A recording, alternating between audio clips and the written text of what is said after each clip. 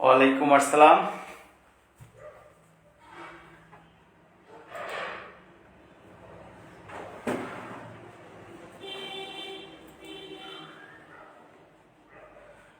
ওয়ালাইকুম আসসালাম।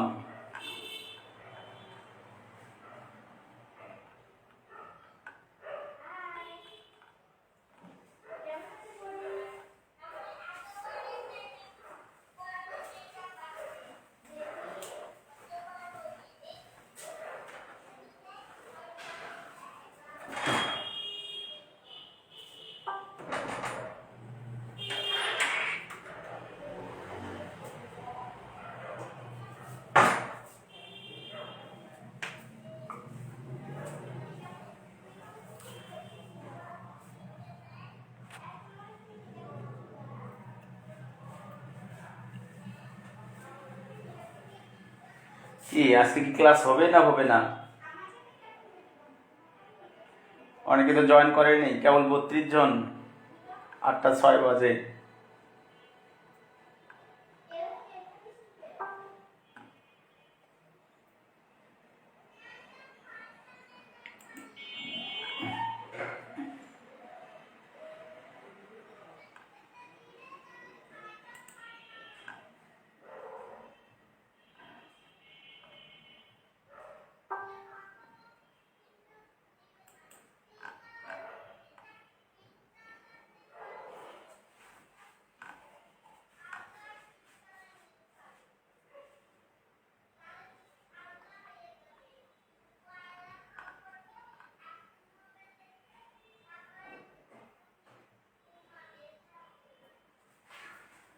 আচ্ছা, অনেকেই আসেনি এখনো। ক্লাসটি শুরু করব, কেবল 37 জন।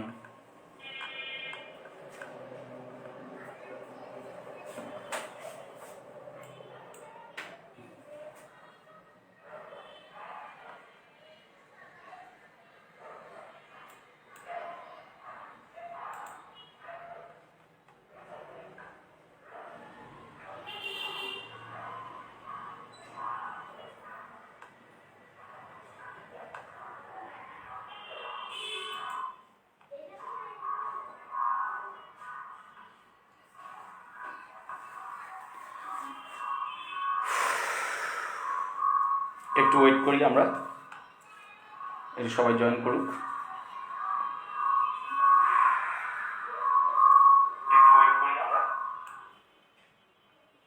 সবাই পরীক্ষা চিন্তা আছে, আপনি ক্লাস শুরু করেন, বাকিরা পরে দেখে নেবে। ও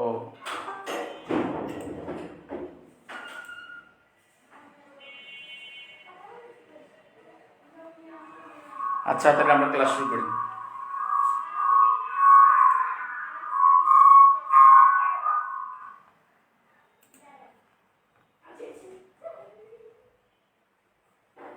ওকে,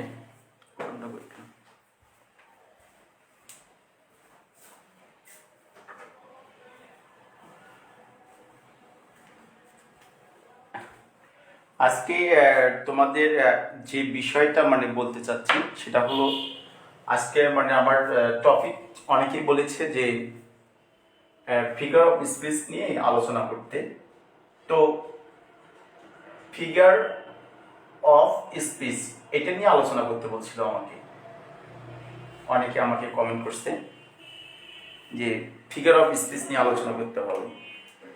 আসলে কি ফিগার অফ স্পিচ এটা আমরা যদি এই প্রশ্ন উত্তর দিতে চাই আমরা, যে যদি কখনো বলে যে comment on the figure of speech of the poem, ঠিক আছে, যদি এই প্রশ্নটা কখনো আসে, এই প্রশ্নের উত্তর দেওয়াটা খুবই সোজা। যদি আমরা বুঝি তাহলে উত্তর দিতে পারবো। আমি জাস্ট একটা সূত্র বলে দিচ্ছি। সেই সূত্রটা প্রথমে হচ্ছে ফিগার অফ স্পিচ কাকে বলে, এটা সম্পর্কে আমরা প্রথমে লিখব যে ফিগার অফ স্পিচ কাকে বলে। জাস্ট কাকে বলে এইটুকুই লিখবো, এর বেশি কিছু কিন্তু লিখবো না। তারপরে যে পয়েন্টটা আসবে যে ওই কবিতার ভিতরে ওই কবিতাটাতে কি কি ফিগার অফ স্পিচ ইউজ করা হয়েছে। প্রথমে আমরা লিখবো ফিগার অফ স্পিচ কাকে বলে, ফিগার অফ স্পিচ কাকে বলে সেটা আমরা লিখবো। তারপরে আমরা কি লিখবো, 2 নম্বর লাইনে লিখবো যে ওই কবিতাটার ভিতরে কবি কি কি ফিগার অফ স্পিচ ব্যবহার করেছেন। 2 নম্বর লাইনে এটা আমরা লিখবো, ঠিক আছে, মানে 2 নম্বর পয়েন্ট, ওই কবিতাটার ভিতরে কি কি ফিগার অফ স্পিচ ব্যবহার করে সেই জিনিসটা আমরা লিখবো। এখন 3 নম্বরে গিয়ে আমাকে ফিগার অফ স্পিচ গুলো মানে আমি যে এখানে যদি আমি ওখানে যে 5টা যদি লিখি সিমিলি, তারপর হচ্ছে লিখলাম সিমিলি লিখলাম, এলিটারেশন লিখলাম, মানে যে ফিগার অফ স্পিচ গুলো লিখবো আমি, তারপর আমি কি লিখলাম সিমিলি, এলিটারেশন, মেটাফোর লিখলাম, এই যে যতগুলো আমরা সিমিলি লিখবো, মানে অর্থাৎ যতগুলো আমরা ফিগার অফ স্পিচ লিখবো, এখানে যতগুলো ফিগার অফ স্পিচ আমরা লিখবো, সবগুলো ফিগার অফ স্পিচ তোমাকে ওই কবিতার ভিতর থেকে তোমাকে প্রমাণ করে, অর্থাৎ কোন ফিগার অফ স্পিচ কি জন্য ব্যবহার করা হয়েছে সেগুলো ব্যাখ্যা করে বুঝিয়ে দিতে হবে। এখন বিষয়টা হচ্ছিল যে আমি এখানে লিখে বুঝাতে পারবো কিনা তা জানি না, তবে যে ফিগার অফ স্পিচ যেগুলো আসবে, তাহলে প্রথমে আমাদের যে কাজটা হবে সেটা হলো ফিগার অফ স্পিচ কাকে বলা, 2 নম্বর পয়েন্ট হবে ওই কবিতায় কি কি ফিগার অফ স্পিচ ব্যবহার করা হচ্ছে সেটা উল্লেখ করা।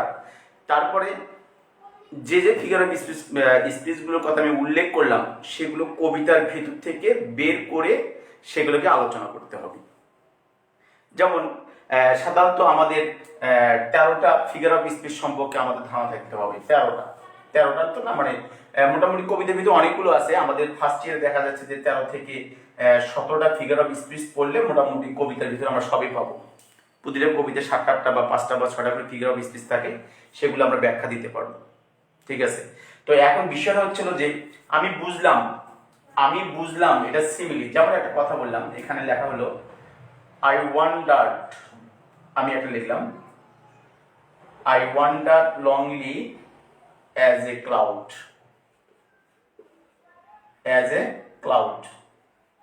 আমি এই লাইনটা লিখলাম I wander লংলি as a cloud. এটা সেই ওয়ার্ডসওয়ার্থের সেই I wander লংলি as a cloud কবিতার একটা প্রথম লাইন, এটা ফার্স্ট লাইন, যে আমি এক টুকরো মেঘের মতো মানে উদ্দেশ্যহীন ভাবে একাকী ঘুরে বেড়াচ্ছিলাম। এখানে কবি কিন্তু এই যে অ্যাজ এর মাধ্যমে এখানে একটা এই লাইনটির ভিতরে সিমিলি আছে, এই লাইনটির ভিতরে কি আছে, সিমিলি আছে। আমি বুঝতে পারলাম, আমি এখন এই যে সিমিলিটা যা আছে, ধরো যদি একটা কবিতার ভিতরে যদি সিমিলি থাকে তাহলে তোমাকে সিমিলি ব্যাখ্যা দিতে হবে। যদি একটা কবিতার ভিতরে দেখা গেছে 2টা 3টা 4টা 5টা 6টা সাধারণত 2 3টা বা 4 5টা করে সিমিলি থাকে, আবার কিছু কিছু কবিতাতে অনেক সিমিলি থাকে। তো আমি এই সিমিলিগুলো ব্যাখ্যা দেবো কিভাবে? আমি বুঝছি যে এখানে সিমিলি আছে, এই কবিতার ভিতরে এই লাইনটার ভিতরে সিমিলি আছে, এটা আমি বুঝেছি, এটা আমি বুঝছি যে এখানে সিমিলি আছে, কিন্তু এটার ব্যাখ্যাটা দেবো কিভাবে? লিখবো কিভাবে পরীক্ষা খাতায়? তো প্রত্যেকটা ফিগার অফ স্পিচ আমরা বুঝতে পারবো যেটা হাইপারবোল, আমরা বুঝতে পারবো এটা মেটাফোর, আমরা বুঝতে পারবো এটা এলিটারেশন, আমরা বুঝতে পারবো এটা এলুজন, আমরা বুঝতে পারবো এটা হলো অ্যানাফোরা, আমরা বুঝতে পারবো এটা রেটরিক্যাল কোশ্চেন। আমরা প্রত্যেকটা ফিগার অফ স্পিচ আমরা বুঝতে পারবো, কিন্তু সেই ফিগার অফ স্পিচ ব্যাখ্যা দেবো কিভাবে, এটা হচ্ছে মূল ফ্যাক্ট। সেই ব্যাখ্যা করা নিয়মটা আমাদের শিখতে হবে। তো এখন বিষয়টা হলো কি, এই যে আমি যেটা বললাম যে 13 থেকে 17টা ফিগার অফ স্পিচের ব্যাখ্যা দেওয়ার নিয়ম আমাদের জানতে হবে, কোন ফিগার অফ স্পিচ কিভাবে ব্যাখ্যা দিতে হয় এটা আমাদের জানতে হবে। তো আজকে আমি অতগুলো নিয়ম আলোচনা করতে পারবো না, আমি বোর্ডে হয়তো বুঝাতেও পারবো না এতগুলো সুন্দর করে। আমি আগামীকাল তোমাদের যদি ক্লাস নেই তাহলে আমি হয়তো কম্পিউটার ল্যাপটপের মধ্যে স্ক্রিন শেয়ারে ক্লাস নিতে পারি, ঠিক আছে? তারপর আজকে বুঝাচ্ছি। দেখো এই প্রশ্নটা যে আছে, I wander লংলি as a cloud, এই যে প্রশ্নটা আছে I wander লংলি as a cloud, তাহলে এখানে একটা কি আছে, সিমিলি আছে। তাহলে আমি লিখবো কিভাবে? আমি লিখবো যে এইভাবে লিখবো, কি লিখবো, যে এখানে লিখতে পারি, এবার লিখবো দ্য পোয়েট, আমি একটু জাস্ট ব্যাখ্যা দিচ্ছি। দেখো the poet has used simile in the line. আমি কিন্তু সিমিলি কিভাবে লিখতে হবে সেটা শেখাচ্ছি। কিন্তু এইরকম 13 থেকে 17টা ফিগার অফ স্পিচ লেখার একটা কৌশল আছে, লেখা মানে ব্যাখ্যা দেওয়ার একটা নিয়ম আছে, সেই নিয়মকে ফলো করে লিখতে হবে। The poet has used simile in the line, কোন লাইন? এখানে বলছে I want a লংলি as a cloud, তাহলে আমি এই লাইনটা লিখবো। আর এখানে আমি ক্রম দিয়ে আমি লিখবো, মানে উদ্ধৃতি কমা দিয়ে লিখবো, আই ওয়ান্ডার্ড লংলি, আমি ওই লাইনটা লিখবো লংলি অ্যাজ এ ক্লাউড। আমি কিন্তু লিখলাম, দেখো আমি কি বলছি, আমি কিন্তু এখন ব্যাখ্যা জানি, আমি জাস্ট বলছি the poet has used simile in the line I wander লংলি as a cloud.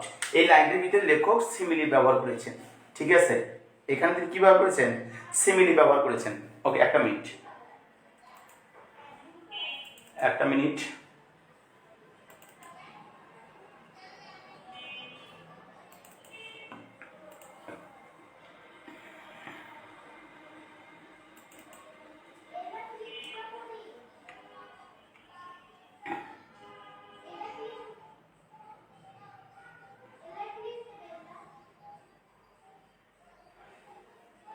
আচ্ছা, এখান থেকে কি ব্যবহার করেছেন? সিমিলি ব্যবহার করেছেন। The poet has use simile in the line, এই লাইনটা আমরা লিখলাম যে এই লাইনটার ভিতরে কবি কি ব্যবহার করেছেন? সিমিলি ব্যবহার করেছেন। এখন এই লাইনটা যে ব্যবহার করেছেন, তাহলে এখানে সিমিলি, এই যে তিনি সিমিলিটা ব্যবহার করলেন অ্যাজ, এই সিমিলির মাধ্যমে লেখক এখানে কি বোঝাতে চাচ্ছে, মানে এখানে তিনি সিমিলিটা ব্যবহার করলেন কেন? এখানে যে সিমিলিটা ব্যবহার করেছেন, এই সিমিলি ব্যবহার করার পিছনে উদ্দেশ্যটা কি? অর্থাৎ এই সিমিলি তিনি ব্যবহার করেছেন, এই যে সিমিলিটা তিনি ব্যবহার করলেন, এই সিমিলির মাধ্যমে তিনি কোনটার সাথে কিসের তুলনা করছেন, সেই জিনিসটাই আমাকে এই জায়গায় ব্যাখ্যা করে বুঝিয়ে দিতে হবে, ঠিক আছে? তাহলে আমি এসে লিখবো, এইভাবে লিখবো, throw this simile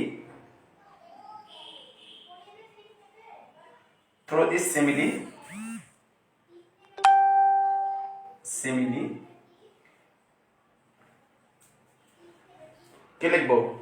throw this simile, তারপর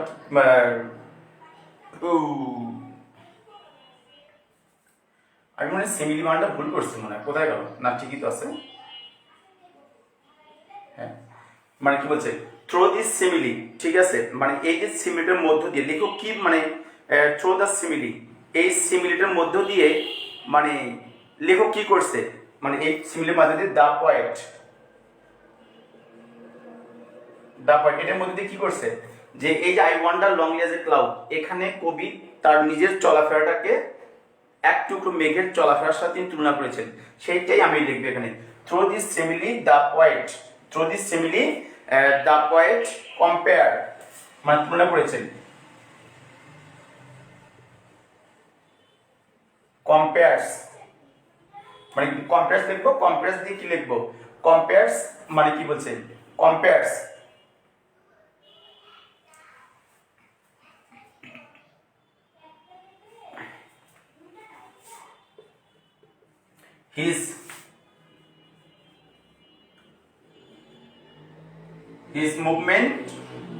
his movement to the movement of cloud.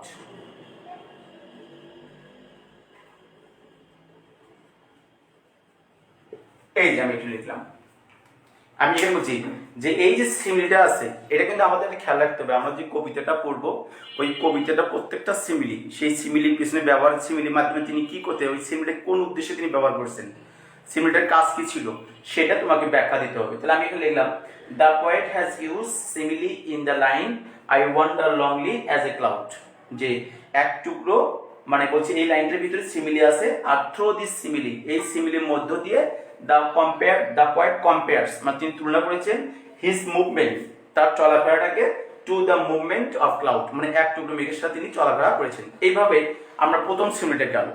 এখন এই কবিতার ভিতরে আরেকটা সিমিলি আছে, মানে এই কবিতার ভিতরে আরো একটা সিমিলি আছে, একটু কঠিন লাগবে, কিন্তু এগুলো যদি আমি আগে ক্লাসে তোমার কথা ছিল, কিন্তু মেইন কথা হলো যে এখন দেখ এখানে যে বিষয়টা বলতে চাইছিলাম, তাহলে আমরা এইভাবে লিখবো।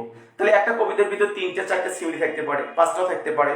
তাহলে আমার আরো একটা সিমিলি আছে, আরো একটা সিমিলি। আমরা এখন যদি পরবর্তীতে আরেকটা সিমিলি যদি আমরা পাই, তাহলে লিখবো আমরা যেমন 8 লাইনের সিমিলি আছে, সেই লাইনটা কোন লাইনে সিমিলি আছে সেটা বলছে। এখন ওই কবিতার ভিতরে আরেকটা লাইন আছে, কন্টিনিউয়াস।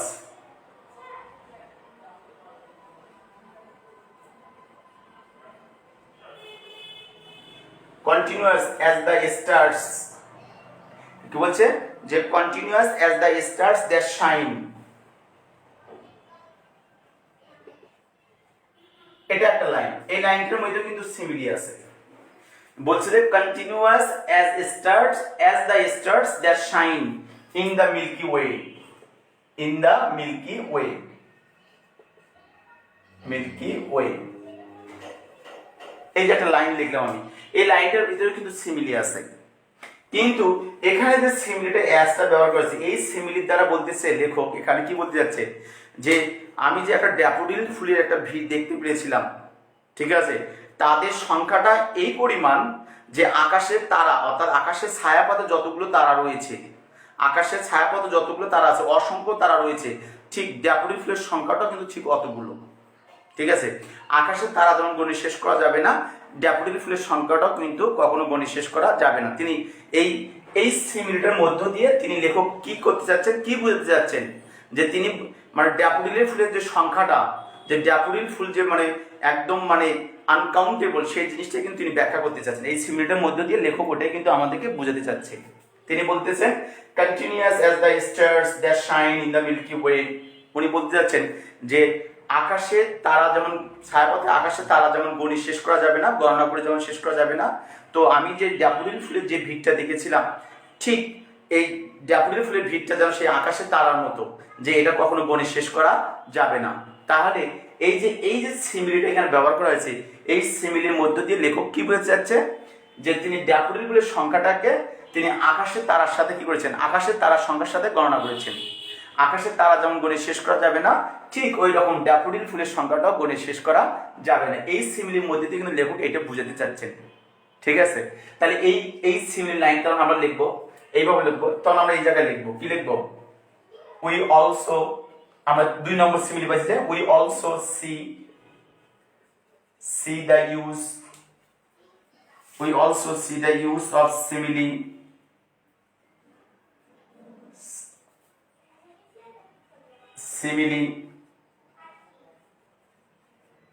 in the line।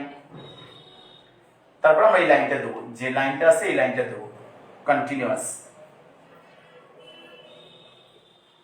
দিয়ে ওই লাইনটা দেবো আমরা। ওই এই যে লাইনটা দিলাম, এই লাইনটার ভিতর দিয়ে আমরা কিন্তু এখানে বলছি the point has use simile in the line, আমরা কিন্তু দা পয়েন্ট হ্যাজ ইউজ এই লাইনটা বলছি, কিন্তু পরের লাইনে এসে আমরা কি বলছি, we also see the use of simile in the line continuous, এই লাইনটার মধ্যেও সিমিলি আছে। এখন এই সিমিলিটার মধ্যে দিয়ে আমাকে এসএমএস করে কিচ্ছু হবে না, আমি যে এসএমএস দেখতে পারি না।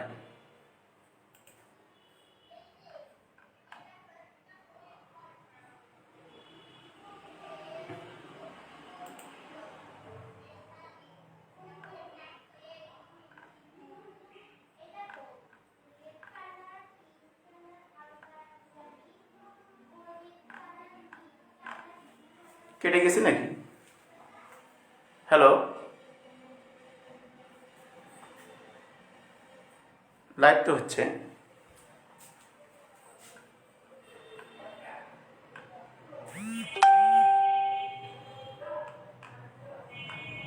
হ্যালো, কি আছে যে ব্যাপার?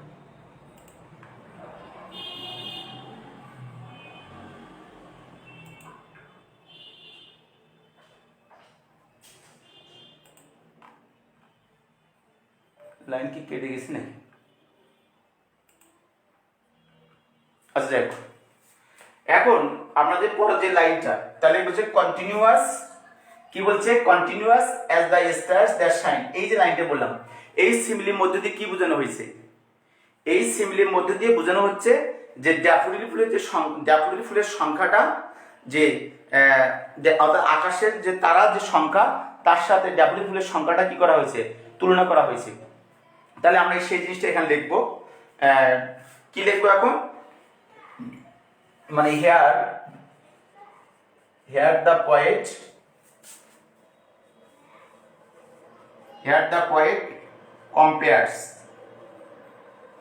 compares the number of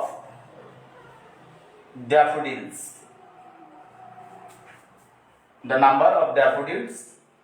to the number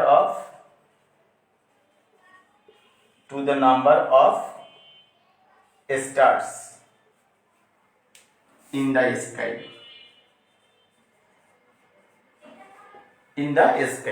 ওকে, তাহলে এইভাবে আমাদেরকে কি করতে হবে, এইভাবে আমাদেরকে যে সিমিলি যদি থাকে তাহলে এইভাবে আমাদেরকে প্রত্যেকটা সিমিলি আমাদের এইভাবে ব্যাখ্যা করতে হবে। যদি একটা কবিতার ভিতরে 3টা সিমিলি থাকে, 3টা সিমিলির ব্যাখ্যা করতে হবে। যদি একটা কবিতার ভিতরে যদি সাধারণত একটা কবিতার ভিতরে 2-3টে বা 4-5টা বেশি সিমিলি থাকে না, তো আমি যেভাবে লিখেছি ঠিক এইভাবেই মানে সিমিলিগুলোর ব্যাখ্যা দিতে হবে। ঠিক আছে, এইভাবে সিমিলিগুলোর ব্যাখ্যা দিতে হবে। এইভাবে যদি আরো একটা সিমিলি পাই, যদি আরো একটা সিমিলি আসে, আরো একটা সিমিলি আসে, তো আমরা লাইনটা দেব, যে লাইনটা তুলে দেব is the another example of কি সিমিলি। ঠিক আছে, দিয়ে ওই সিমিলির মাধ্যমে কি বোঝানো হয়েছে সেই জিনিসটা ব্যাখ্যা করতে হবে। এটা হচ্ছিল comment on the figure of speech. খালি শুধু ফিগার অফ স্পিচ বের করে দেখালেই হবে না, তোমাকে কিন্তু বলছে comment on the figure of speech. এর মানে কি, তোমাকে ফিগার অফ স্পিচটা বের করে তোমাকে আলোচনা করতে হবে, ওই ফিগার অফ স্পিচ নিয়ে তোমাকে আলোচনা করতে হবে।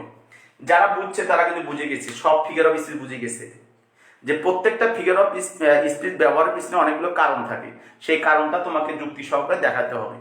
তো যদি সিমিলি আসে তাহলে আমরা এইভাবে ব্যাখ্যা দেবো। তাহলে প্রথমে আমরা কি লিখবো, the poet has use simile in the line, যে লাইনটার ভিতরে সিমিলি থাকবে সেই সিমিলি লাইনটা দেবো। ঠিক আছে, সিমিলি লাইনটা দেবো, দেওয়ার পরে এই সিমিলিটার মধ্যে দিয়ে কি বোঝানো হয়েছে সেই সিমিলি, ওই সিমিলির মধ্যে কি বোঝানো হয়েছে, যেমন এখানে এই I wander লংলি as a cloud, এখানে এই সিমিলিটার মধ্যে দিয়ে লেখক তার নিজের চলাফেরাটাকে এক টুকরো মেঘের চলাফেরার সাথে তুলনা করেছেন, সেই জন্য আমি এখানে লিখেছি through this simile the poet compares his movement, যে তার চলাফেরাটাকে to the movement of cloud. এইরকম প্রত্যেকটা সিমিলি এইরকম আছে যে প্রত্যেকটা সিমিলি কোনো না কোনো একটার জন্য কাজ করে, তখন আমাকে এইভাবে ব্যাখ্যা দিতে হবে। ঠিক আছে, তারপর বলছি কি, two the movement of cloud we also see the use of simile in the line, যে এই লাইনটার ভিতরে সিমিলি আছে, কিন্তু এই সিমিলির মধ্যে দিয়ে লেখক কি বোঝাতে চাচ্ছে আমি সেটা লিখেছি। দেখো, here the poet compares the number of daffodils to the number of the stars in the sky, যে এখানে কবি এই লাইনটির ভিতর দিয়ে তিনি ড্যাফোডিল ফুলের সংখ্যাটাকে তিনি আকাশের তারার যে সংখ্যা তার সাথে তুলনা করেছেন, যে আকাশের তারা যেমন গণে শেষ করা যাবে না, ঠিক ড্যাফোডিল ফুলের সংখ্যাটাও মানে গণে শেষ করা যাবে না। এই সিমিলিটার মধ্যে দিয়ে লেখক কিন্তু এটা বোঝাতে চাচ্ছেন, সেই জিনিসটা লিখবো। দেখো, মানে যে আকাশের তারা যেমন গণে শেষ করা যাবে না, ঠিক আছে, যেমন বলছে যে আকাশের তারা যেমন গণে শেষ করা যাবে না, ঠিক ড্যাফোডিল ফুলের সংখ্যাটাও আমরা কি করতে পারবো না, গণে শেষ করতে পারবো না। এই যে এই সিমিলিটার মধ্যে দিয়ে এইভাবে বোঝানো হয়েছে। এইরকম প্রত্যেকটা ফিগার অফ স্পিচ লেখার একগুলো কৌশল আছে, লেখার একটা ধরন আছে, সেই ধরন মানে প্রত্যেকটা ফিগার অফ স্পিচ কিভাবে লিখতে হয় সেটা শিখতে হবে। আমি কিন্তু সিমিলিটা তোমাদের লেখা শেখালাম, যে সিমিলিটা কিভাবে লিখতে হয় এটা কিন্তু আমি শেখালাম, যে সিমিলির ব্যাখ্যা কিভাবে দিতে হয়। এখন একটা যদি মেটাফোর থাকে তাহলে বুঝতে হবে যে সিমিলি এবং মেটাফোরের ব্যাখ্যাটা প্রায় একই রকম। তো এই রকমই আমরা দেবো।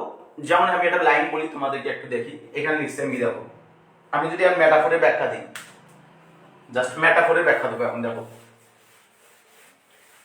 এইভাবে সবকিছু ব্যাখ্যা দিতে হবে। আচ্ছা দেখো, আচ্ছা আমি একটা ভালো টপিক ধরি, মেটাফোরটা না গিয়ে আমি একটা পার্সনিফিকেশন ধরি। পার্সনিফিকেশন এটা প্রায় কবিতার মধ্যেই থাকে।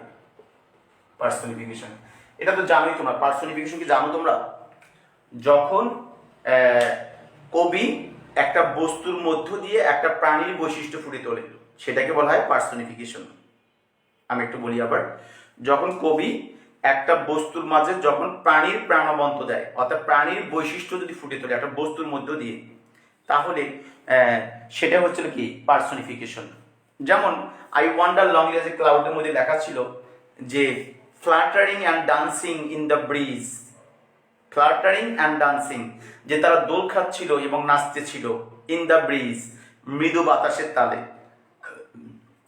তো কে দোল খাচ্ছিল নাচতেছিল? ড্যাফোডিল ফুল। ড্যাফোডিল ফুল একটা বস্তু, বস্তু কখনো দোল খাতে পারে না, নাচতে পারে না। এই দোল খাওয়ার কাজটা, নাচার কাজটা কে করে? প্রাণীরা করে। এই জন্য তাহলে এটা প্রাণীর বৈশিষ্ট্য লেখক কার মাঝে দিয়েছেন? একটা বস্তুর মাঝে দিয়েছেন। তাহলে এটাই হচ্ছিল কি? এটা হচ্ছিল পার্সোনিফিকেশন। যখন কোনো প্রাণীর বৈশিষ্ট্য যখন বস্তুর মাঝে ফুটে তোলা হবে, সেটাকে বলা হচ্ছে কি? সেটাকে বলা হচ্ছে কি?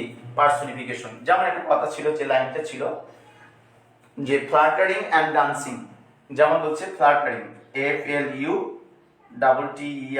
Flattering and dancing in the breeze, fluttering and dancing in the breeze। দেখো, fluttering and dancing in the breeze, এই যে লাইনটা বলে, এই লাইনটার মধ্যে একটা পার্সোনিফিকেশন আছে, সেটা fluttering and dancing in the breeze. এই যে এই দুটো ওয়ার্ড, এই দুটাকে বলা হয় পার্সোনিফিকেশন ওয়ার্ড বলা হয়। এই ওয়ার্ড দুটাকে বলা হয় কি? Personification word. অর্থাৎ এই দুটো ওয়ার্ড পার্সোনিফিকেশনের কাজ করতেছে। কিন্তু এই ওয়ার্ড দুটো পার্সোনিফিকেশন করছে কাকে? ড্যাফোডিলকে। ড্যাফোডিলকে পার্সোনিফিকেশন করছে, ড্যাফোডিলসকে। ঠিক আছে, এই দুটো হলো পার্সোনিফিকেশন ওয়ার্ড, কিন্তু এই ওয়ার্ড কাকে পার্সোনিফিকেশন করেছে? ড্যাফোডিলকে। ঠিক আছে, তারপরে এই কবিতার ভিতরে আরেকটা লাইন আছে, সেটা হলো বলছে দ্য ওয়েভস, কি বলছে? The waves beside them dance. আমি একটু বুঝাচ্ছি, বিসাইড দেম ডান্স কিভাবে লিখতে হবে পরে বুঝাচ্ছি। ডান্স, দেখো, the waves beside them dance, যে তার পাশে নদীর ঢেউগুলো নৃত্য করতেছিল। ওয়েভস মানে ঢেউ, আর বিসাইড দেম ডান্স, দেম বলতে এখানে ড্যাফোডিলকে ফুল বোঝাচ্ছিল, যে ড্যাফোডিল ফুলের পাশে সেই লেকের যে ঢেউগুলো, সেই ঢেউগুলো কি করতেছিল? নৃত্য করতেছিল। নদীর ঢেউ তো নৃত্য করতে পারে না, নৃত্যের কাজটা কে করে? প্রাণী, একমাত্র প্রাণীরা নৃত্য করতে পারে। কিন্তু লেখক এখানে বলছে যে নদীর ঢেউগুলো নৃত্য করতেছিল। তাহলে এই যে ডান্স শব্দটা হচ্ছিল পার্সোনিফিকেশন ওয়ার্ড, কিন্তু এই ডান্স শব্দটা কাকে পার্সোনিফাই করেছে? দ্য ওয়েভসটাকে, এই ওয়েভসটাকে পার্সোনিফিকেশন করেছে। আর এটা হচ্ছে পার্সোনিফিকেশন ওয়ার্ড, আর এটাকে বলা হয় পার্সোনিফাইড ওয়ার্ড, মানে এটাকে পার্সোনিফিকেশন করা হয়েছে। আর করছে কে? ডান্স। তাহলে আমরা এই যে আমরা বুঝলাম যে এই লাইনটার ভিতরে পার্সোনিফিকেশন আছে, এটা আমরা বুঝলাম। কিন্তু আমরা লিখবো কিভাবে? পার্সোনিফিকেশনের ব্যাখ্যাটা দেব কিভাবে? আমরা ব্যাখ্যাটা দেবো কিভাবে পার্সোনিফিকেশনের? আমি বুঝলাম এই লাইনটার ভিতরে পার্সোনিফিকেশন আছে, কিন্তু আমি এই পার্সোনিফিকেশনের ব্যাখ্যাটা দেবো কিভাবে, সেটা আমি আমার শেখাচ্ছি। দেখো কিভাবে ব্যাখ্যা দেবো। দেখো, আমরা লিখবো, প্রথমে লিখবো ইন দা পোয়েম। একটা কবিতার ভিতরে দুটা, তিনটা, চারটা পর্যন্ত পার্সোনিফিকেশন থাকতে পারে, কোনো কোনো কবিতা নাও অনেক সময় থাকে না। যদি থাকে পার্সোনিফিকেশন, তাহলে দেবো কিভাবে? ইন দা পোয়েম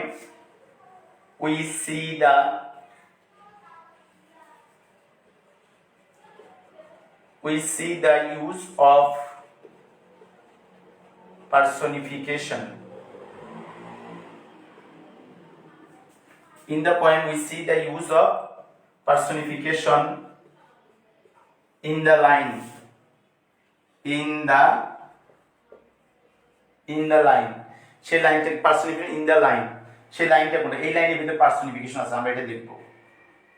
সেই লাইনটা আমরা লিখবো যে ফ্লাটারিং অ্যান্ড ডান্সিং, আমরা লাইনটা লিখবো আর কি, ডান্সিং ইন দ্য ব্রিজ, এই লাইনটা লিখবো। তাহলে আমরা বুঝলাম যে এই লাইনটার ভিতরে পার্সোনিফিকেশন আছে, সেটা ফ্লাটারিং অ্যান্ড ডান্সিং। তাহলে এখন আমি ব্যাখ্যাটা দেবো কিভাবে? যে fluttering and dancing in the breeze, তাহলে এই যে fluttering and dancing in the breeze, তাহলে এই ওয়ার্ড দুটো হচ্ছে পার্সনিফিকেশন ওয়ার্ড। এই দুটো ওয়ার্ড কাকে পার্সনিফিকেশন করছে? ড্যাফোডিলকে। তাহলে আমাকে সেটা লিখতে হবে, ঠিক আছে? যে হেয়ার কি লিখবো আমরা? তারপর লিখবো হেয়ার দ্য পয়েট পার্স পিইআর পার্স PERSONIFIES পার্সনিফাইস। তিনি এখানে হিয়ার দ্য পয়েট পার্সনিফাইস, এখানে তিনি কাকে পার্সনিফাই করছে? এই ড্যাফোডিল ফুলকে পার্সনিফাই করছে। তাহলে পার্সনিফাইস এর কমা দিয়ে লিখবো, কাকে করছে সেটা লিখবো ড্যাফোডিলস। আমরা এইভাবে কমা দিয়ে লিখবো ড্যাফোডিলস, একে পার্সনিফাই করছে, ঠিক আছে? কোন ওয়ার্ড দুটোর মধ্য দিয়ে? কোন ওয়ার্ডটার মধ্য দিয়ে? এই তারপর লিখবো থ্রো। থ্রো দিয়ে কোন ওয়ার্ড দুটো? Fluttering and dancing. Through the words, আমি এখানে ওয়ার্ডস লিখবো। থ্রো দ্য ওয়ার্ডস, কেন ওয়ার্ডস লিখলাম? দুটো শব্দের মাধ্যমে একে পার্সনিফিকেশন করা হয়েছে, সেজন্য আমি লিখবো থ্রো দ্য ওয়ার্ডস দিয়ে এখানে লিখবো flattering and dancing. Flattering and dancing, এই গেল। বাস আমরা এইভাবে লিখলাম যে এখানে পার্সনিফিকেশন করছে কাকে? দেখো তো এখানে কিভাবে পার্সনিফিকেশন করা হয়েছে, যে ড্যাফোডিলস, যে in the poem we see the use of personification in the line fluttering and dancing in the breeze. Here the poet personifies daffodils. ইনি এই লাইনের ভিতরে তিনি ড্যাফোডিল ফুলকে পার্সনিফাই করেছে। থ্রো দা ওয়ার্ডস, যদি একটা ওয়ার্ডের মাধ্যমে হতো তাহলে ওয়ার্ড লিখতাম, যেহেতু অনেকগুলো দুটো ওয়ার্ডের মাধ্যমে সেটা ওয়ার্ডস এসেছে, ওয়ার্ড ফ্লাটারিং এন্ড ডান্সিং। এখন যদি আরো একটা থাকে পার্সনিফিকেশন, এই যেমন the waves beside them dance, আরো একটা আছে personification. I wander lonely as a ক্লাউডের মধ্যে চারটে পার্সনিফিকেশন আছে, ঠিক আছে? তাহলে আমরা চারটে ব্যাখ্যা দেবো ওইভাবে, এইভাবে না, একটু কথা চেঞ্জ করে লিখবো। পরেরটা কি বলা হয়েছে? যে the waves beside them dance. দেখো কি বলছি, দেখো দ্য ওয়েভস, দেখো তারপর দেখো আমরা এখন পরের লাইনটা আমরা কি লিখবো? তাহলে এখানে কাকে পার্সনিফিকেট করা হয়েছে? ওয়েভস কে করা হয়েছে, ওয়েভস। তাহলে আমরা একবার সেটা আমরা এত ব্যাখ্যা দেওয়ার দরকার নেই, আমরা এইভাবে লিখবো যে in the poem the waves, আমরা একটু জাস্ট এইভাবে তুলন দিব, দ্য ওয়েভস, আমরা দ্য ওয়েভস লিখবো। এটাকে পার্সনিফাই করেছে, is also personified, is also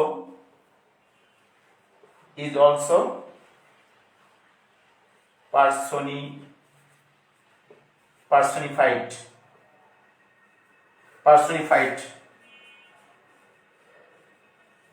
through the word। এখানে থ্রো দ্য ওয়ার্ড বলছি, থ্রো দ্য ওয়ার্ড কোন ওয়ার্ডটার মধ্যে দিবে? ডান্স। তাহলে আমি জাস্ট ডান্স লিখবো, ডান্স, ঠিক আছে? এই যে ডান্স। তাহলে এখানে দ্য ওয়েভসটাকে পার্সনিফাই করা হয়েছে কোন ওয়ার্ডটার মাধ্যমে? ডান্স শব্দটার মাধ্যমে। এইভাবে আমাদের কবিতার ভিতরে যে 3-4টা থাকবে, এই 3-4টা তোমাদেরকে এইভাবে লিখতে হবে। আমার কাছে একটু হালকা এটা দিলে তোমার বুঝবা না, মানে এইভাবে তোমাদেরকে লিখতে হবে প্রত্যেকটা পার্সনিফিকেশন। এখন বলতে পারো যে আরো একটা পার্সনিফিকেশন আছে, কবিতা থাকতে পারে না, 3টা পার্সন থাকতে পারে না, তখন তোমাকে মানে আরেকটা যদি থাকে তাহলে আরেকটা ওইভাবে লিখবা, জাস্ট একটু কথা ঘুরি প্যাচ দিয়ে তোমাকে এইভাবে ব্যাখ্যা দিতে হবে।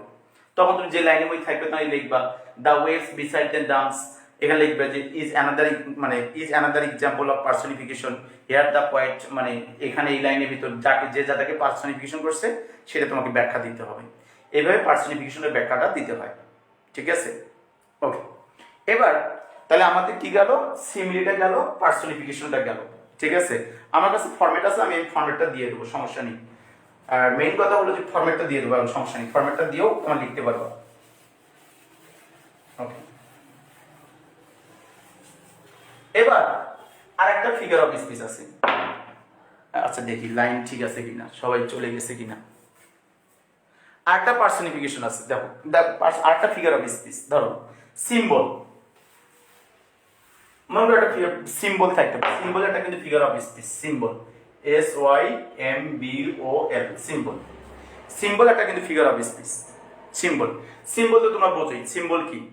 সিম্বলিক্যাল ওয়ার্ডটা বোঝো তো? সিম্বল কি?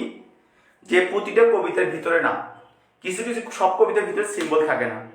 যেমন অর্থাৎ সিম্বল হচ্ছে হলো এক ধরনের শব্দ, সিম্বল হচ্ছে হলো এক ধরনের শব্দ যা অন্য একটা শব্দের প্রতিনিধিত্ব করে।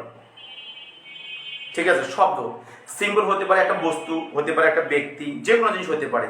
যখন একটা ব্যক্তি বা বস্তু অথবা কোনো একটা শব্দ যখন অন্য একটা জিনিসের প্রতিনিধিত্ব করে সেটাকে বলা হয় সিম্বলিক্যাল ওয়ার্ড। যেমন তোমাদের ফেয়ার ড্যাফোডিলসের মধ্যে বলা হয়েছে যে we have a short spring like you, we have a short spring like you. লেখক কি বলতে চাচ্ছে? বলতে চাচ্ছে ফেয়ার ড্যাফোডিলকে বলতেছে যে তোমাদের মতো আমাদেরও একটা সংক্ষিপ্ত বসন্ত রয়েছে। এখানে লেখক স্প্রিং বলতে কি বসন্তকে বোঝাচ্ছে না, তিনি এখানে কি বলছেন তার অর্থাৎ মানুষের যৌবনকালকে বোঝাচ্ছেন। তাহলে এই যে স্প্রিংটা লেখক এই কবিতার ভিতরে যৌবনকাল হিসেবে ব্যবহার করেছেন, তাহলে এই এখানে স্প্রিংটা হচ্ছিল কি একটা সিম্বল। তো প্রতিটা কবিতার ভিতরে সিম্বল থাকে না, কিছু কিছু কবিতার ক্ষেত্রে সিম্বল থাকে। যদি কোনো কবিতার ভিতরে সিম্বল থাকে, এই যে আমি বললাম, এই যে আমি বললাম যে এখানে লেখক এই যে কথাটা বললাম, তা আমরা এইভাবে লিখবো যে এখানে সিম্বলটা তিনি কিসের ব্যবহার করছেন। এখানে এই কবিতার ভিতরে তিনি সিম্বলটাকে মানে স্প্রিংটাকে তিনি একটা বসন্তকাল মানে তার যৌবনকাল হিসেবে তিনি ব্যবহার করেছেন, এটা সিম্বলিক্যাল ওয়ার্ড। আবার যদি তোমরা একটু আউট যাও মানে একটু অন্য কবিতা যায় যদি আমরা, যেমন because I could not stop for day, এই কবিতার ভিতরে তোমরা দেখো লেখক বলছে দ্য চাইল্ড, মানে দ্য স্কুল বলতে লেখক বলতে চাচ্ছিল চাইল্ডহুডকে বোঝাচ্ছিল। দ্য স্কুল এই কবিতার ভিতরে চারটা সিম্বলিক ওয়ার্ড ছিল। যেমন বলছে দ্য স্কুল বলতে লেখক মানে শৈশবকালকে বুঝেছে। তারপরে বলছে দ্য গ্যাজিং গ্রেইন ফিল্ডস বলতে লেখক মানে যৌবনকালকে বোঝাচ্ছে। দ্য সেটিং সান বলতে লেখক বৃদ্ধকালকে বোঝাচ্ছে। আবার লাস্টের দিকে একটা ছিল এ হাউস, বলছে we stop before a house, যে আমরা থেমেছিলাম একটা মানে বাড়ির সামনে। এখানে এ হাউস বলতে লেখক কি বোঝাচ্ছিল? একটা কবরস্থানকে, কবরের ঘরকে বোঝাচ্ছিল, কবরকে বোঝাচ্ছিল। তাহলে এই যে চারটা শব্দ দেখো অন্য শব্দের প্রতিনিধিত্ব করতেছে, এগুলোকে বলা হয় সিম্বলিক্যাল ওয়ার্ড। ঠিক আছে, এগুলোকে কি বলা হয়? সিম্বলিক্যাল ওয়ার্ড। তাহলে আমরা এই সিম্বলিক্যাল ওয়ার্ডগুলো লিখবো কিভাবে? এই সিম্বল ওয়ার্ডগুলো আমরা লিখবো কিভাবে? তাহলে আমরা এটা একবার আমরা লিখতে পারি দে, দেখো ইন দ্য, আমরা এইভাবে লিখবো। যদি সিম্বল কখনো আসে তাহলে আমরা একবার এইভাবে লিখতে পারি, যে যেভাবে করো লিখবো আর কি, আমি বোঝানো শেষ করছি। সিম্বলটা যদি আসে তাহলে আমরা এইভাবে লিখবো। দেখো ইন দ্য পয়েন্ট,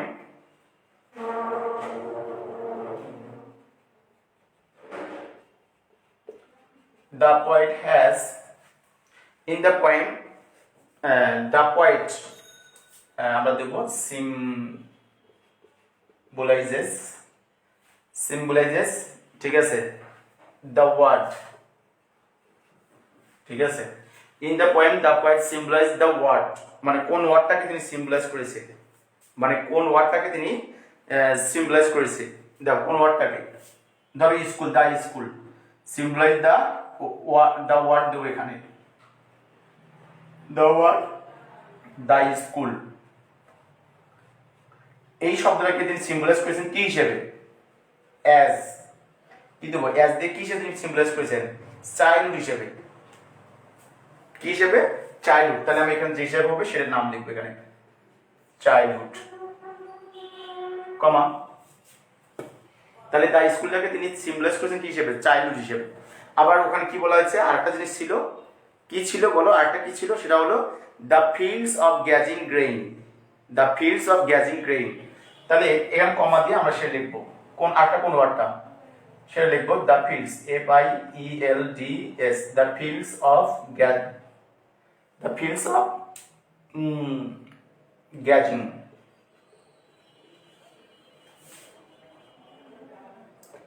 তিনি যে এই ওয়ার্ডটাকে যে তিনি মানে কি হিসেবে মানে সিম্বলাইজ করেছে? অ্যাজ ইয়ার পিরিয়ড, পিরিয়ড, এই তো হ্যাঁ, মানে অর্থাৎ দ্য ফিল্ডস অফ গ্যাজিং গ্রেন, এটাকে তিনি মানে যৌবনকাল হিসেবে তিনি সিম্বলিক করছে আর কি। তারপরে আরো একটা আছে, কমা দেবো আবার, কমা দেওয়ার পরে আরেকটা কি আছে? দ্য সেটিং সান, ওটাকে তিনি কি হিসেবে ব্যবহার করছেন? বৃদ্ধ বয়স হিসেবে। তাহলে আমরা জাস্ট ওই কথা লিখবো, the setting sun, the setting sun as দিয়ে কি হিসেবে? ওল্ড এজ হিসেবে। তাহলে ওল্ড এজ, ওকে, এটা দিলাম। তারপরে কমা আবার দেবো এন্ড, যেহেতু লাস্টে একটা আছে এ হাউস, তাহলে এ হাউসটাকে তিনি কি হিসেবে করছেন? কবর হিসেবে। এ হাউস এখানে অ্যাজ দিয়ে কি হিসেবে ব্যবহার করেছেন, মানে তিনি যে হাউসটাকে তিনি ব্যবহার করলেন সেটা কি হিসেবে, এ গ্রেভ। তাহলে আমি এখানে লিখবো গ্রেভ। গ্রেভ মানে হচ্ছে কবর বা কবরস্থান। কবরস্থান তো না, মানে গ্রেভ মানে কবর। এই তাহলে আমরা জিনিসটা এইভাবে আমরা সিম্বলিক্যাল ওয়ার্ডগুলো লিখবো। এখন যদি আমি এখানে চারটে আছে, যদি আমি চারটে লিখছি, যদি তোমার কবিতার ভিতরে একটা থাকে ঠিক আছে, তাহলে একটাই লিখবা, তাহলে ওইটা মনে রাখতে হবে। ওকে, আমি আন্তরিকভাবে দুঃখিত, আমার মোবাইলে চার্জ নেই, 1% চার্জ দেখাচ্ছে, যে কোনো মুহূর্তে হয়তো বা শেষ হয়ে যেতে পারে। আমি একটু চার্জ দিতে পারিনি, আজ সারাদিন বিজি ছিলাম। তো আশা করি তোমরা বুঝতে পারছো